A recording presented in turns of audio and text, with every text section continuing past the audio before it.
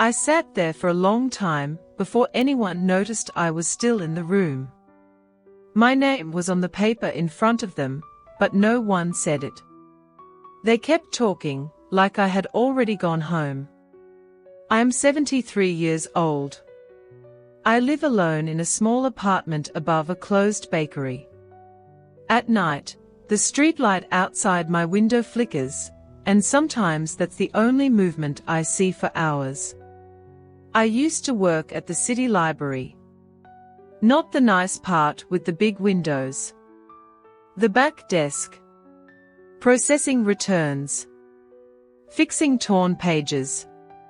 Quiet work. I liked that. I was good at it. I knew the weight of books without looking. I could tell which ones would come back stained with coffee. One morning last winter, my badge didn't open the door. I tried again. Then again. A young man in a blue jacket came over. He smiled the way people do when they already know the answer. He told me to check in at the front desk. I stood there while he typed. He didn't look at me once. Finally he said, "Looks like your role ended last Friday." That was the word he used.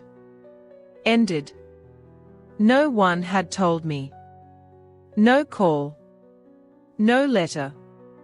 Just ended. I said I worked yesterday. He nodded, like I was confused but harmless. They let me sit in a chair while they looked into it. People walked past me. Some I recognized. Most didn't. After a while, a woman came out. Younger than my shoes. She spoke softly, like you do when someone's already hurt themselves. She said the system showed I was retired. Automatically processed. Efficiency update. I asked if I could finish the week. She said the building access had already been removed. She thanked me. She really did. I walked home in the cold with my hands in my pockets. I kept checking my purse, like my badge might still be there, warm and alive. It wasn't. At home, the apartment felt smaller. I turned on the radio for noise.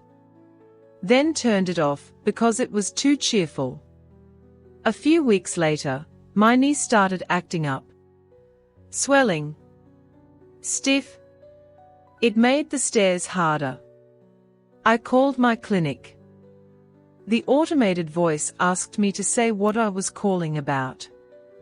I said knee pain. It didn't understand me. I tried again. Slower. Still didn't understand. It sent me to a menu. I pressed numbers. At some point, the line went dead. I went in person. The waiting room was full.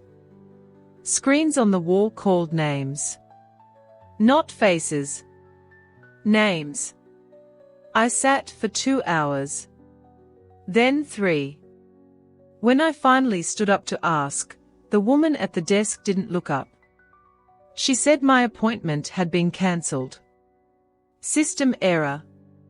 Reschedule online. I told her I didn't have a computer. She paused. Then said, "You can use the kiosk." The kiosk was a tall screen. No chair. My knee hurt. My hands shook. I leaned in too close and the screen went black. "Step back," someone behind me said. I stepped back. The screen came back on, like nothing had happened. I went home without seeing a doctor. That night, I noticed something else. The mailman stopped ringing my bell. He used to. He'd hand me my packages, say good morning. Now the box downstairs filled up. My name was still on it. I checked.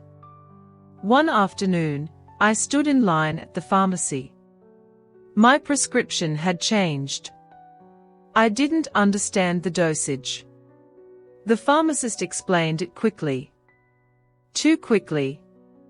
I asked him to repeat it. He sighed. Not loud. Just enough. A woman behind me checked her phone. Someone cleared their throat.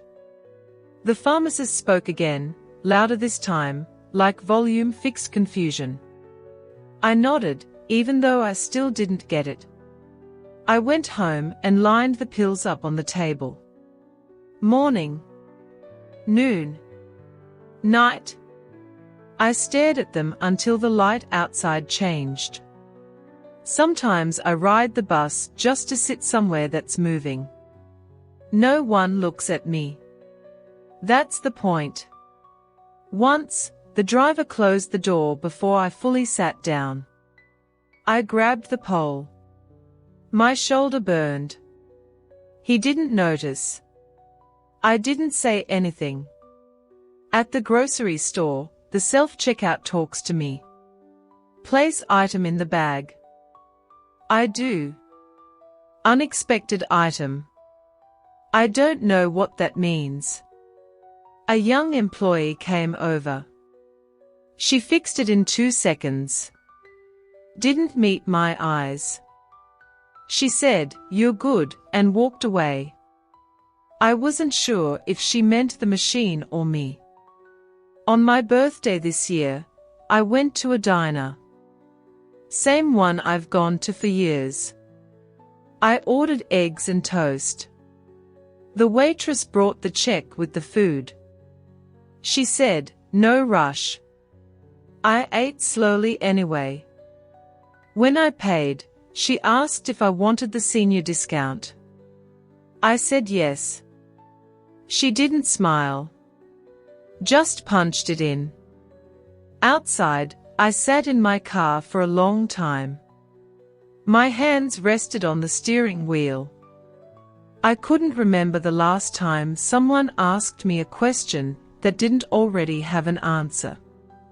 A few months ago, the building posted a notice about renovations. They needed everyone to fill out an online form about temporary access. I went downstairs to ask the manager for help. He said he'd email it to me. I told him I don't use email. He blinked. Then said, "Well, it's pretty straightforward." The elevator was out that week. I climbed the stairs slowly, stopping on each landing. My knee screamed. No one offered help. People passed me like furniture. At the top, I sat on the floor until my breathing settled. At night, I sometimes talk out loud. Just a sentence or two. To hear my own voice. It still sounds like me, even if no one else seems to hear it anymore. I don't think anyone is trying to be cruel. That's the strange part. It feels more like I've slipped behind glass. I can see everything. They just can't see me.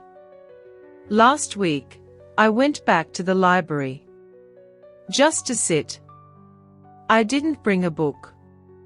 I watched people come and go. The desk where I used to work had a new sign. Different words. Same space. I stood there longer than I should have.